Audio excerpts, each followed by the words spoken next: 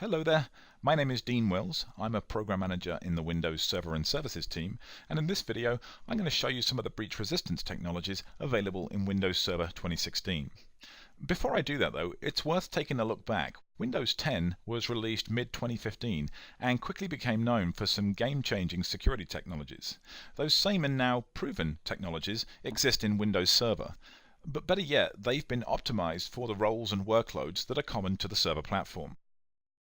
To kick things off then, let's talk about a mitigation that is able to prevent credential theft. We refer to this capability as Credential Guard, and it's available in both Windows 10 and in Windows Server 2016.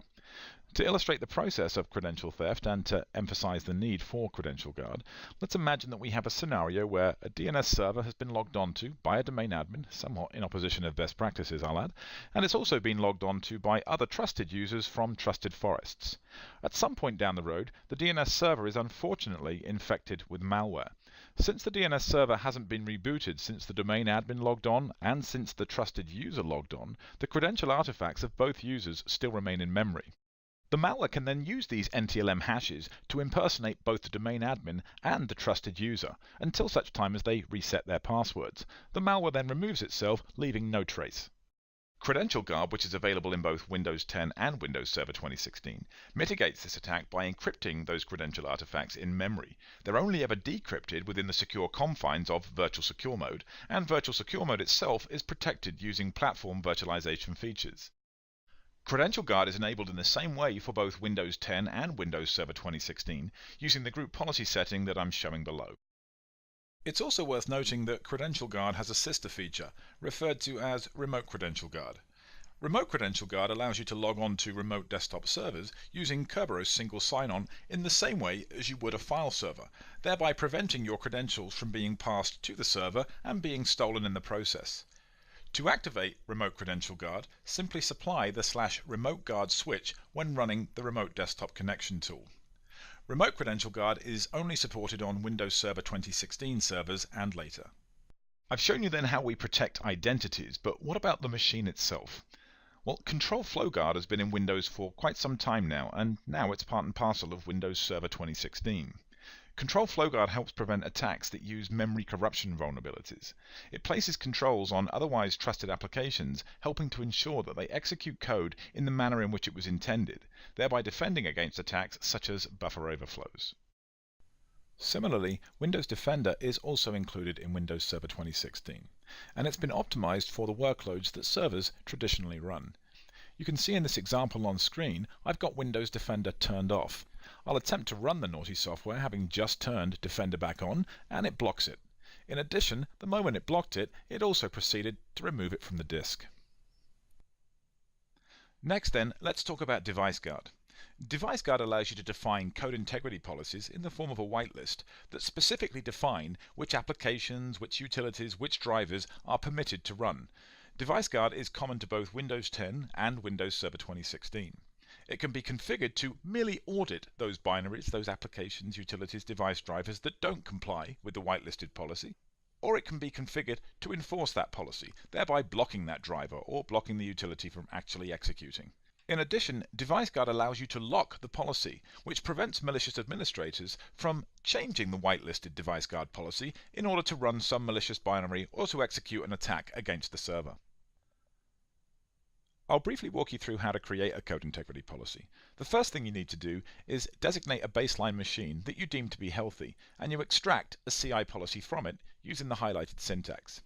You then need to convert that policy into the binary form which is required by Windows.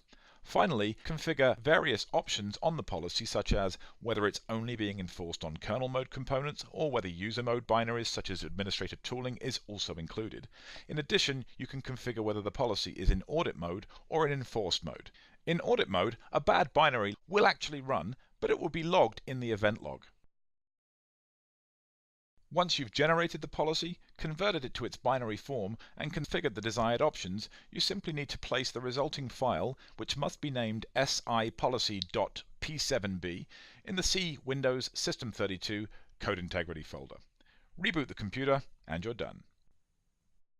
Last but by no means least, let's talk about the enhanced logging in Windows Server 2016.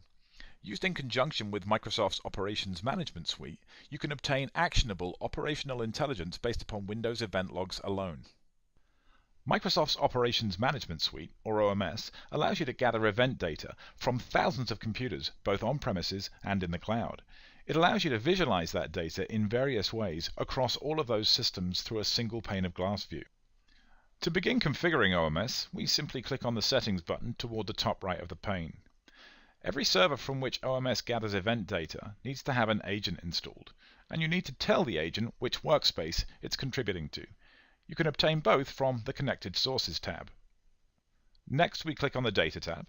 In here, we're going to configure OMS to instruct the various agents which event channels they should be extracting event logs from and uploading to the cloud.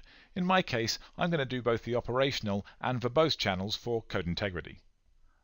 Next, I'm going to go over to the dashboard and I'm going to configure two queries.